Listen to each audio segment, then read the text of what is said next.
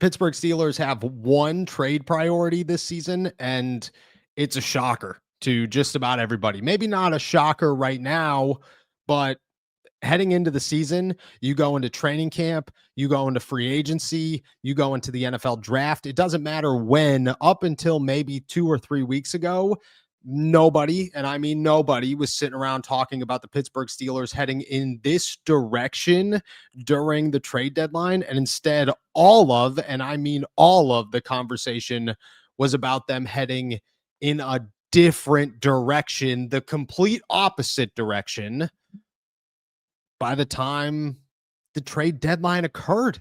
But here we are, week 4 of the NFL season, and the Pittsburgh Steelers have their eyes set on a move, one move. And that one move is a bit surprising if you look at it from a longer range than just the last 3 weeks. Where it stands today, it's easy to tell. And if it happens, the Pittsburgh Steelers might set themselves up to really turn this season around. Is it the only move they should make? Probably not. If it is the only move they do make, it definitely might work.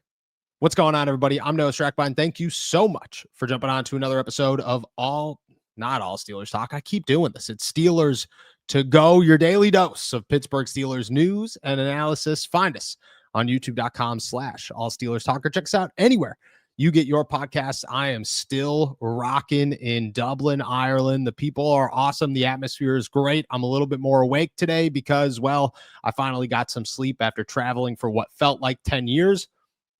Shout out Jerome Bettis, who was on our flight coming over here. And I mean, everybody knew. But we're here. Half the Steelers are starting to show up historically, and half the media is starting to show up. And I hope they're all realizing the same thing I'm realizing, is that Dublin, Ireland is awesome. The people are great. The atmosphere is fantastic. And there are already so many bars filled with Steelers fans and Steelers memorabilia that this week is going to be a memorable one. What will be a memorable one is if the Pittsburgh Steelers decide that the move they are going to make this season before the trade deadline is not a Mike Williams. It is not a William Jackson III. It is not a move Chase Claypool to the Chicago Bears. Shout out Omar Khan, because once again, that is still a winner. I don't care what you say about it. This year could be different. According to NFL Network's Mike Garofalo, ESPN's Dan Graziano, he says that he believes the Steelers have pivoted a bit, and if they make an in-season move, it would be more likely to help their struggling defense. Nobody saw that coming come week 1 of the NFL season. Not a soul. There was not a single person out there. And if you were taking a shot in the dark and you were just trying to be that guy. I don't really like the Beatles, man. They're just a little bit too mainstream for me. That's who you were trying to be. Nobody saw it coming. Nobody sat around and said Keanu Benton wasn't going to be a good player this season, and the Pittsburgh Steelers were going to desperately need nose tackle help, and Alex Highsmith was going to get hurt in the second week of the season, and Joey Porter Jr. and Darius Slay and Jalen Ramsey weren't going to beat the dominant trio that they looked like all summer, that Deshaun Elliott was going to go down in week 1.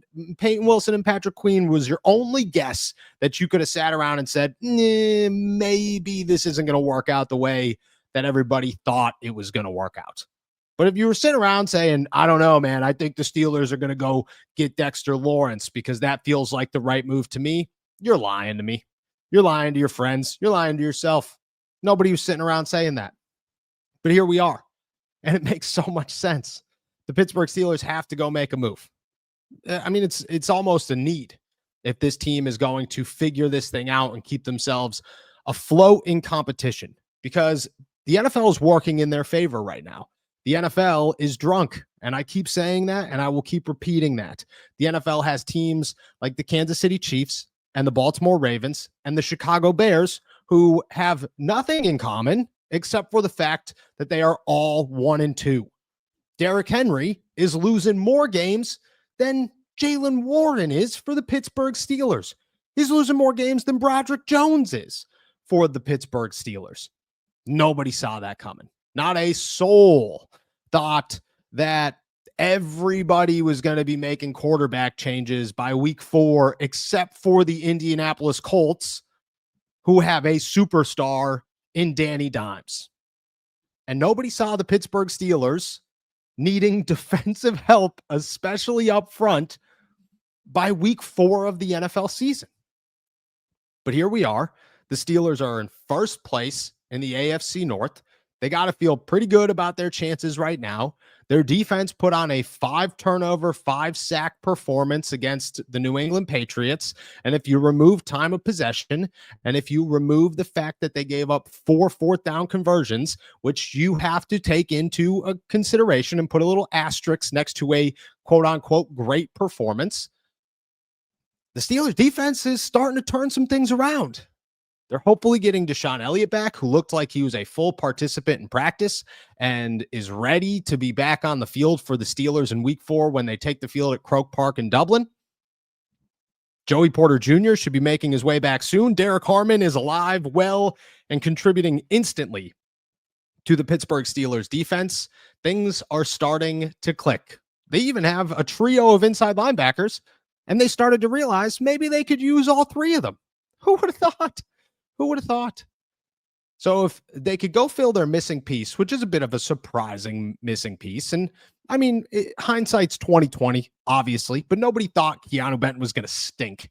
Nobody was like, this guy is going to be the worst player on the Steelers defense. Not one person thought that. I mean, you could have said he's out of position. You could have said he's probably not going to be as good, or he's going to be the weak link of the defensive line. I mean, those were arguments to be made and hard to defend against. But nobody was like, this guy is going to be in a category with Juan Thornhill. That wasn't going to happen. But here we are. And the Steelers need to make a move. And apparently the belief is that they're going to, or at least they're going to consider it. And their top priority is going to be to get one and to figure out this defense. And, well, the best option for them is Dexter Lawrence. Omar Khan has shown all offseason long that he is ready and willing to do anything it takes to put a Super Bowl caliber team on the field. And I got asked yesterday in the call-in show, and I appreciate this question so much because I think it was a good one. Is Omar Khan setting up Mike Tomlin for failure because he's making all of these decisions and big moves? And if Mike Tomlin and the Steelers look bad this season, it's got to put Mike T on the hot seat. I agree that it puts Mike T on the hot seat. I don't know how you work around the fact that this is a loaded team and he is not playing or coaching as a loaded team head coach. But I could tell you from firsthand experience, firsthand knowledge, that Omar Khan is not sitting around caring at all about whether or not Mike T has or doesn't have a job. He wants him to be the head coach of the Pittsburgh Steelers. He wants him to coach well, but he wants to win a Super Bowl. And the way he's doing that is not focusing on whether or not Mike T has a job. It's focusing on whether or not he's putting a Super Bowl caliber team on the field for Mike Tomlin and company. And he's doing everything he possibly can to make sure that that happens. I know the drive in Omar Khan. I've seen it. I've heard it. I've talked to him both in a business and non-business setting. And you just feel it. You feel that vibe. You feel that energy that Omar wants this, that he wants to make his mark as the next great GM of the Pittsburgh Steelers. He came in here learning and living behind Kevin Colbert, who did not go out in the blades of glory, but spent a lot of his tenure as the Steelers GM in the blades of glory, in the woods of success. And Omar wants to be part of that. So it has nothing to do with Mike T. And what it does have is the potential to say, yeah, we need a big trade. We need one more splash to put this thing together, because all the splashes that we have are starting to come together, but we have a missing piece. We have that one spot in the middle of the defense that needs to be cleared up immediately. And you want to know who has an opening and who's got some really bad culture right now? The New York Giants. They've benched Russ. They've had Dexter Lawrence and Brian Burns both say that they need a shift. Brian Daboll is on his last leg, and it's hard to believe that he's going to be sitting there with a better team and a rookie quarterback and keep his job after this season. No, chances are he's gone. big chances he's gone, because in the coaching world, the best way to keep your job is to put a rookie quarterback out there and try to show that you should be the stable behind him. The Giants aren't going to get that. So they're going to make a move. And at some point, it could be a firing sale. And if it is a firing sale because they want to go up and they get all these pieces for Jackson Dart or their next quarterback. What's up, AST Nation? I've teamed up with DraftKings. The next great touchdown is coming. You can bet on it. And the best way to do so is through DraftKings Sportsbook, where new customers who bet just $5 get $200 in bonus bets instantly. Love the thrill of live betting? DraftKings has got you covered. Bet live on in-progress games right as they happen. Then use your bonus bets to stay in on the action with DraftKings same-game parlays for a shot at an even bigger payout. And don't worry, if sports betting is not yet available in your state, you're fine. You can still join in on all of the fun with DraftKings daily fantasy sports and have the shot to win cash prizes. New customers bet $5. That's $5 to get $200 in bonus bets instantly. Sign up using my promo code ALLSteelers and get in on the action today. Only at DraftKings Sportsbook. You want to know who they're going to look to trade? They're going to look to trade Dexter Lawrence, and the Steelers should be calling.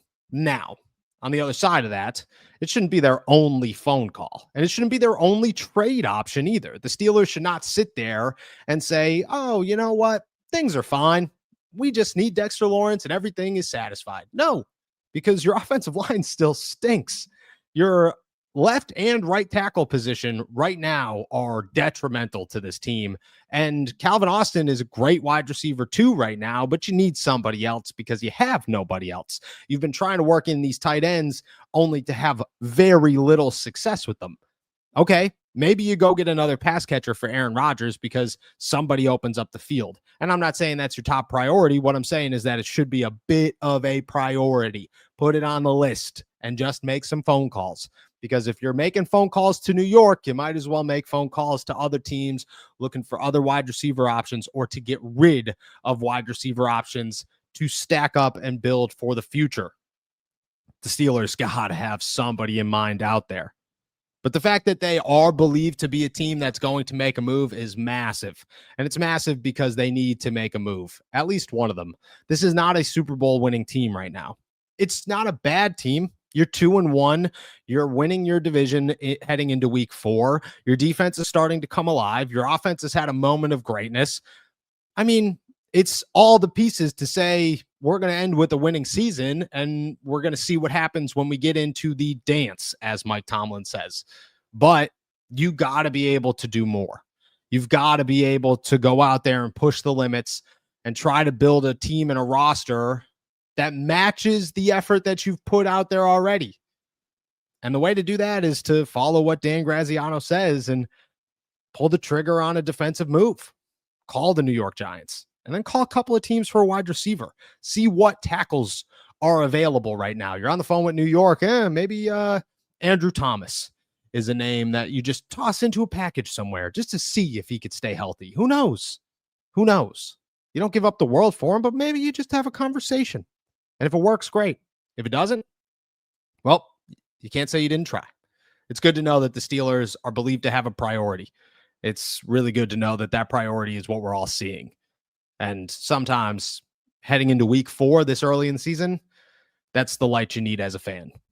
Thank you guys so much for jumping on to another episode of Steelers to Go Live from good old Dublin, Ireland. Make sure to subscribe to us on YouTube, youtube.com/allsteelerstalk. Check us out anywhere you get your podcast. And as always, find all my work at si.com/NFL/Steelers. With that said, I will see you guys later for the flagship show. Until then, enjoy another beautiful day in the Berg. Peace.